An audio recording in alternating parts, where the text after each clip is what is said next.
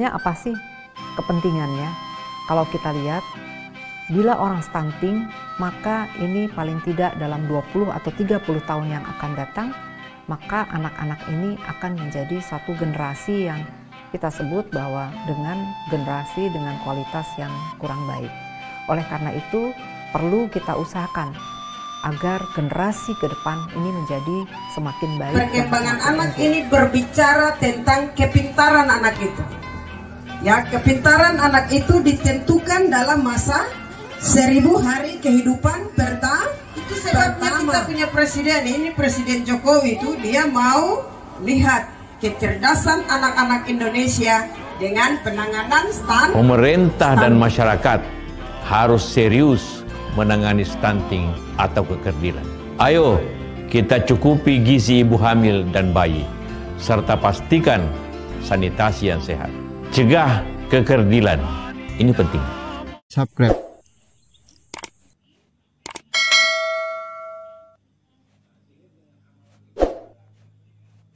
Stunting itu adalah gangguan tumbuh kembang. Dia gangguan secara fisik seperti saya yang pendek ini, tapi gangguan tumbuh perkembangan, tapi juga gangguan dalam sistem metabolisme, sistem pergerakan di dalam tubuh kita yang nantinya itu waktu kita di atas umur 15 tahun atau 10 tahun ke atas, kalau waktu itu kita stunting dan tidak diatasi, anak itu bisa cepat mendapat penyakit tidak menular, ya, PTM, ya, penyakit tidak menular itu seperti apa? Penyakit gula. Sudah pernah dengar penyakit gula? Oh iya, penyakit jantung, ya. Penyakit-penyakit yang tidak menular itu bisa terkena anak-anak di atas umur 10 tahun. Penyakit darah tinggi. Siapa di sini yang darah tinggi? Ya, jadi ada 3 hal yang penting di sini. Dia terkait dengan tumbuh secara fisik, tapi juga terkait dengan perkembangan. Perkembangan anak ini berbicara tentang kepintaran anak itu. Ya, kepintaran anak itu ditentukan dalam masa 1000 hari kehidupan pertama. Kalau dalam 1000 hari kehidupan pertama ini tidak diindahkan, tidak diperhatikan, pada waktu anak itu sekolah di SD atau SMP, hasil belajarnya akan dibawa dari teman-temannya. Ya, hasil belajarnya kurang bagus. Ya, karena itu 1000 hari kehidupan pertama itu penting sekali. Penting sekali. Apa yang harus kita perhatikan di situ? Kasih anak itu makan baik-baik, ya. Makan yang sehat. Ibu yang hamil, ada ibu yang hamil datang? Oh ya, ada satu. Oh tidak. Ya, kalau ibu hamil, nanti kalau hamil, oh ya, makan makanan yang bergizi, ya. Paling sumber yang berasal dari kayak ikan, ya, daging, tahu, tempe, ya. Kalau bisa dengan susu, itu akan membantu perkembangan anak di dalam perut. Betul. Ya, jangan hanya makan ubi saja dengan sayur, nanti dia punya sel otak itu kurang. Ya, nanti anak itu waktu dilahirkan, anak itu bisa disebut stunting karena dia berat badan di bawah 2,5 dan panjang badan di bawah 48. Sebabnya apa tadi? Tadi dia cuma makan ubi dengan sayur baru sedikit. Harus ada apa? Ubi, sayur. Kalau tidak bisa beli daging, bisa kacang-kacangan. Ada toh kacang-kacang toh? Ya, kalau tidak bisa lagi tahu tempe juga bisa. Ya, kalau mau lebih bagus lagi, daging lagi, tambah atau ikan lagi. Ya, karena itu akan bantu otaknya, ya. Kita mulai perhatikan di masa ibu sedang hamil, ya. Tetapi sebelum ibu hamil, ada di sini anak-anak remaja, umur 15 tahun ada. Anak perempuan remaja, kau punya umur berapa? Ya, anak remaja pada usia itu juga sangat penting, karena pada masa itu kadang-kala tidak salah kita bisa sedikit lari dari apa yang harus kita lakukan. Contoh, karena kita ada di zaman internet, lihat HP, lihat Facebook, tiba-tiba begini mama kaget, anak itu dia sudah hamil, ya tak? Ya, anak-anak remaja. Tapi saya harap yang di sini tidak. Ya, karena itu anak-anak remaja waktu sekolah tetap sekolah. Nanti saat sudah waktu mau keluarga baru keluarga. Jangan masih umur di bawah 19 tahun sudah hamil. Karena itu nanti dia akan menghasilkan anak yang stunting. Karena biasanya pada anak-anak remaja itu lebih banyak yang mengalami kekurangan darah. Kalau kekurangan darah itu pasti dia akan mengarah ke anak stunting. Sudah kekurangan darah, kurang makan lagi pasti ke anak stunting. Ya, kemudian ibu hamil periksa kehamilan. Ya, jangan tinggal di rumah. Karena waktu kita periksa kehamilan, di situ nanti kita tahu ya, baik letak janinnya, tapi apa yang harus dikerjakan oleh ibu. Dan kalau boleh bapak juga antar. Jangan kau tinggal ibu saja. Mama biasa periksa hamil di mana? Ya, SP2. Kalau bisa dengan bapak supaya ada informasi-informasi kesehatan yang disampaikan oleh suster itu bisa dilaksanakan, ya. Tapi waktu kita rutin periksa itu kita bisa tahu kondisi janin kita. Sehatkah, tidakkah, ibu dalam kondisi sakitkah, tidakkah, seperti itu. Jadi ibu hamil tetap harus periksa.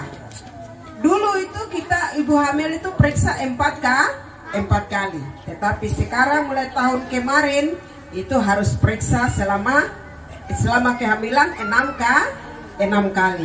2 kali dia harus mendapatkan pemeriksaan USG yang pakai TV itu. Nanti ibunya lihat, oh anak ini dia laki-laki kah perempuan, anak ini sehat kah tidak, letaknya sudah betul kah tidak, ya. Jadi harus periksa. Yang lain juga jangan tinggal di rumah. Waktu hamil tetap harus periksa, karena di situ waktu kita periksa kita akan dapat juga makanan tambahan, tapi juga kita dapat tablet tambah darah. Mama sudah dapat tablet tambah darah yang warna merah? Ya, sudah. Mama minum habis tidak? Masih ada, ya. Harus minum kasih habis karena itu untuk tambah darah. Menolong waktu saat persalinan, darah ibu cukup. Ya, cukup. Kemudian ibu waktu sudah berapa bulan? 8. Tinggal 1 bulan lagi sudah melahirkan toh. Ibu harus pastikan ibu golongan darah apa. Lalu ada misalnya ibu golongan darah O, harus ada keluarga yang dipersiapkan untuk jaga-jaga ketika nanti ibu melahirkan kekurangan darah. Ya, jadi ada keluarga yang bisa bantu untuk menolong mendonor darah. Tapi kita harap tidak terjadi seperti itu. Dengan ibu makan makanan yang bergizi, kemudian tetap minum tablet tambah darah selama kehamilan itu 90 tablet, maka itu akan aman, ya. Kemudian kita pastikan ibu tidak kekurangan energi kronis, ya, dengan tanda apa? Ukur lila di sini. Ya, ukur lila itu dia ada di bawah 23,5. Kalau di bawah 23,5 maka ibu itu adalah kek. Dan ini menjadi catatan untuk kampung. Ya, ketika ada dapat ibu-ibu hamil yang kekurangan energi kronis dengan lingkar lengan atas 23,5 mereka perlu ditolong dengan makanan tambahan, ya, seperti itu.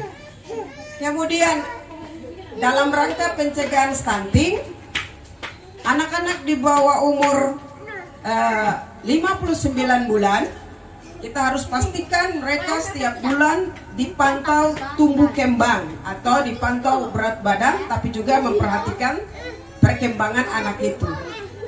Biasa posyandu di mana?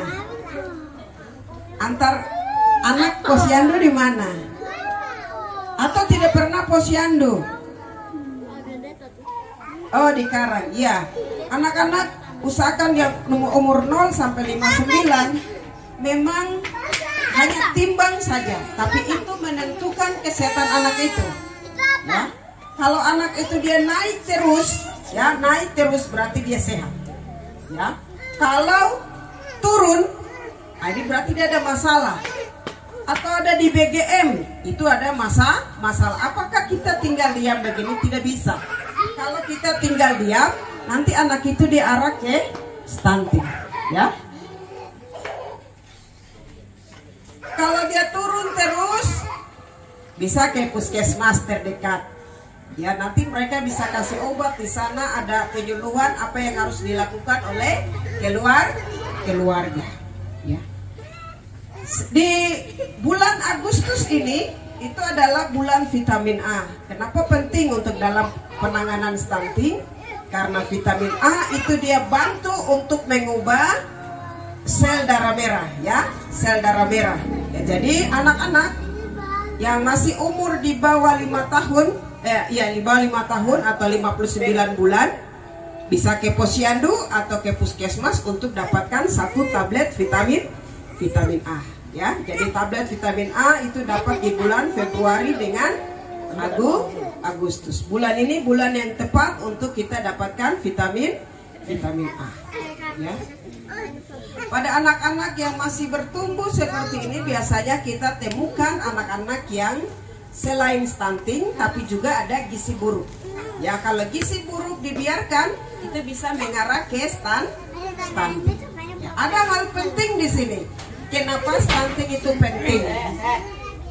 Dalam 0 sampai 23 bulan atau dalam 1000 hari kehidupan pertama, mulai dari dalam kandungan sampai dengan 2 tahun, perkembangan otak anak itu dia akan bertumbuh kurang lebih 80% permanen. Ya. Itu artinya bahwa di atas umur itu atau di atas 2 tahun, anak itu hanya punya 20%. Banyak mana? Di atas 2 tahun atau di bawah 2 tahun untuk perkembangan otak? Lebih banyak yang mana? Di bawah 2 tahun, pintar, ya. Di atas 2 tahun itu dia punya kesempatan hanya 20%. Karena itu kalau kita tidak perbaiki di dalam kandungan sampai dengan 23 bulan atau 2 tahun, terlambat. Kasih makan kenyang-kenyang dia cuma tinggi tapi otak kosong. Ya, otak kosong. Ya, jangan pikir nanti di atas 2 tahun baru saya kasih makan dia banyak, saya kasih makan itu. Salah. Tapi harus mulai dari dalam kandungan sampai dengan anak itu umur 2 tahun. Ya. Itu yang penting sekali. Perhatikan di situ supaya jangan ibu hamil kek, jangan sampai anak itu gizi buruk atau stunting. Kalau dalam usia itu tetap stunting dan gizi buruk, nanti waktu sekolah itu dia malas-malas sekolah. Dia punya hasil sekolah itu nilainya 5 ke bawah, bukan 6 ke atas. Karena dia punya nilai di bawah, dia jadi malas pergi sekolah. Itu sebabnya kita punya presiden, ini Presiden Jokowi itu dia mau lihat kecerdasan anak-anak Indonesia dengan penanganan stunting. Ya.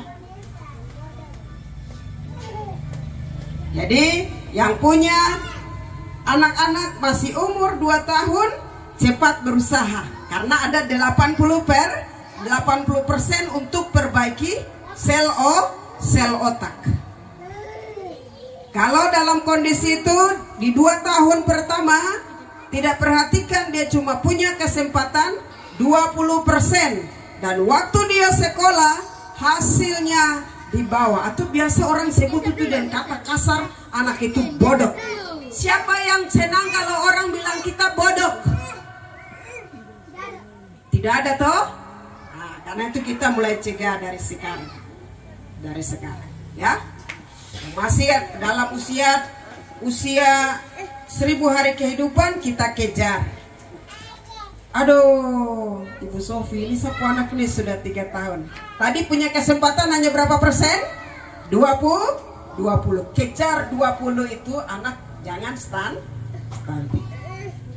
Tadi kita punya Bapak TA ini bilang stunting di Kabupaten Paniai itu tinggi, betul. Dari hasil survei 2022 itu Kabupaten Paniai kurang lebih 45%. Tinggi, ya, data itu tinggi sekali. Itu artinya 45% anak-anak di Kabupaten Paniai tingkat IQ-nya ada di bawah. Tingkat kepintarannya itu ada di bawah. Dan 15 tahun ke depan kalau itu tidak dicegah, anak-anak usia 10 ke atas, kita akan dengar anak-anak yang penyakit gula di Paniai banyak. Anak-anak hipertensi akan banyak di sana. Anak-anak yang mengalami kelainan jantung akan banyak di sana. Ini 45 tadi kalau tidak diperbaiki dia akan terjadi seperti itu. Sementara yang masuk di laporan kami setiap bulan itu PTA itu kurang lebih 29% itu baru dari 1 puskesmas yang melaporkan. 2 puskesmas Enarotali dengan puskesmas Pugo. Ya, itu yang melaporkan, tapi yang lain belum. Kalau semua lapor, maka dia akan sama dengan hasil survei 45%. Dan ini tidak bisa kita tinggal diam. Ya, tidak bisa kita tinggal diam. Mungkin dari kampung membantu, tapi keluarga harus berusaha. Sudah dengar dari saya, perbaiki mulai dari keluarga. Perhatikan makan. Kalau makan sudah baik, tapi kalau kita buang air besar sembarangan, apa yang biasa hinggap di kotoran kita? Saya mau dengar, apa yang biasa hinggap di kotoran kita kalau kita buang kotoran besar sembarangan? Lalat itu dia akan terbang dan hinggap di makanan kita. Baru kita makan, masuk dalam perut, jadi apa? Perut sakit, diare, mencret. Kalau sudah mencret itu makanan yang tadi kita makan semua keluar. Gitu? Jadi jangan buang sembarangan. Itu ada sana itu. Gunakan jamban yang sehat, ya. Mungkin cuma gali tanah, tapi harus ditutup. Tapi lebih bagus lagi pakai closing, ya. Jamban, ya, yang sehat itu jauh lebih baik. Dan setiap kali buang air besar atau kecil, kita lari ke sana, ya. Jangan buang sembarangan. Jangan juga buang di kali, karena itu di kali ada orang lain juga pakai air itu toh.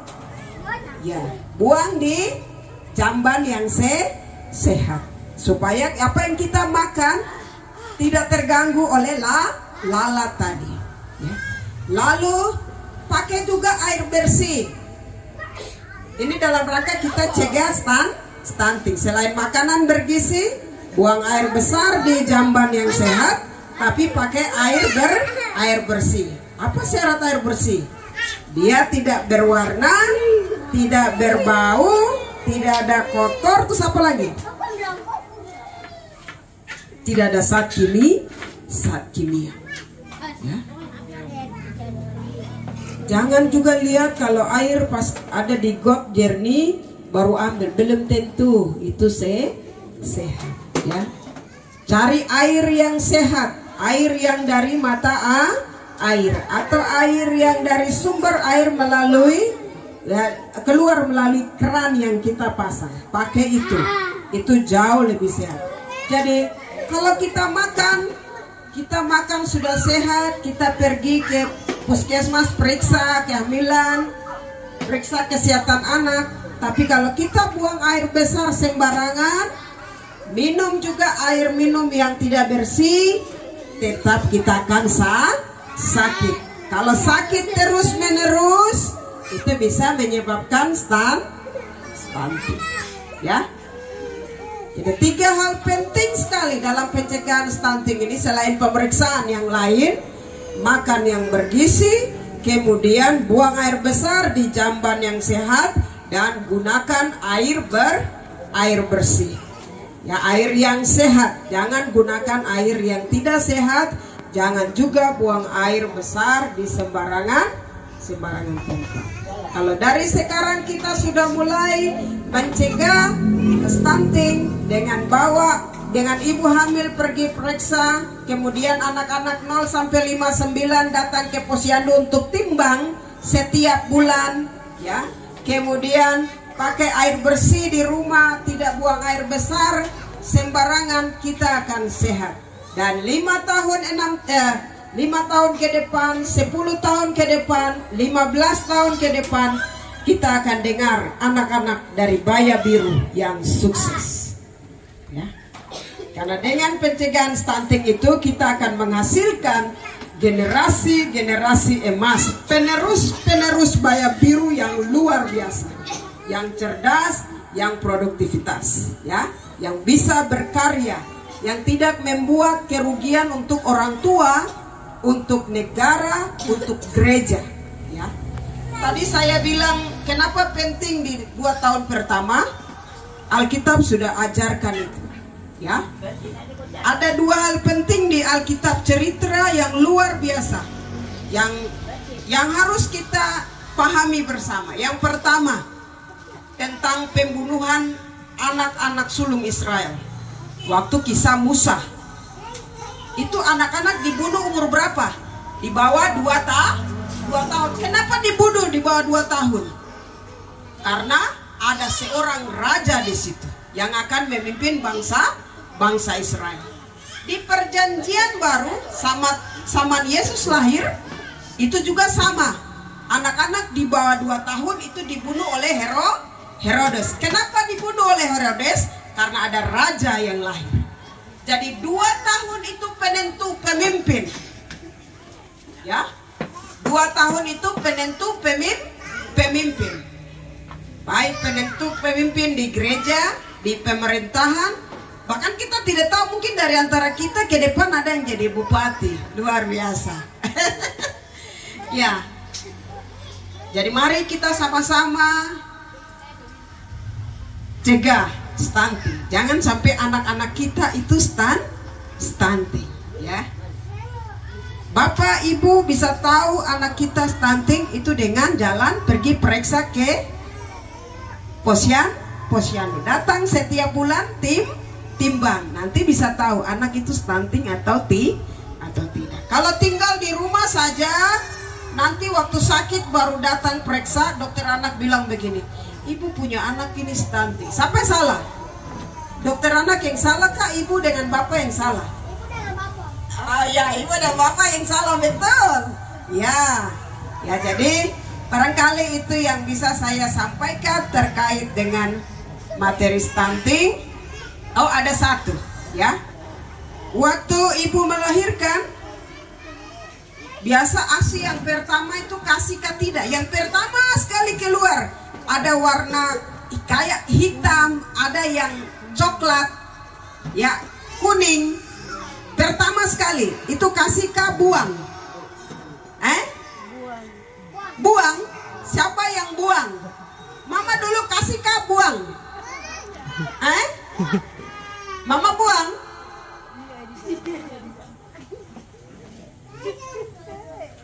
Jangan dibuang, justru di situ banyak zat gizi di situ. Justru di situ banyak dia punya benteng untuk pertahanan penyakit. Tidak boleh buang. Kalau orang bilang itu itu air susu yang kotor, jadi buang dulu, nanti sampai dia jernih baru kasih. Salah. Tetap kasih. Dan kasih dia ASI sampai dengan 6 bulan. Itu akan membantu pembentukan sel-sel otak. Jangan kasih makanan yang lain, kasih itu saya. Kecuali kalau mama sakit, baru kita bisa kasih susu yang lain. Tapi kalau tidak sakit, kasih ASI saja. Yang penting mama senang-senang, jangan bapak kasih susah kasih susah mama. Kalau kasih susah mama itu ada satu hormon di dalam tubuh ibu itu, saya bilang itu hormon manja. Jadi ketika mama dia stres, itu langsung ASI berkurang. Ya, ASI berkurang. Bahkan juga bisa stop. Jadi kan bapak-bapak, tolong kalau mama lagi kasih menyusui, kasih sayang-sayang dia. Ya, kasih sayang-sayang dia supaya ASI banyak yang keluar. Kalau kasih sakit hati dia, itu langsung hormon itu dia langsung dia tidur begini, dia tidak akan kasih keluarkan ASI. Ya, kasih 6 bulan, selama 6 bulan ASI saja. Habis itu tambah dengan makanan bergizi, ya sesuai dengan perkembangan anak itu. Lalu kasih ASI sampai dengan 2 tahun saja. Ya, setelah itu dia sudah bisa dapatkan makanan seperti yang lain. Itu mungkin yang bisa saya sampaikan. Kalau misalnya ada yang mau diskusi, silakan saya kembalikan ke pemandu. Silakan.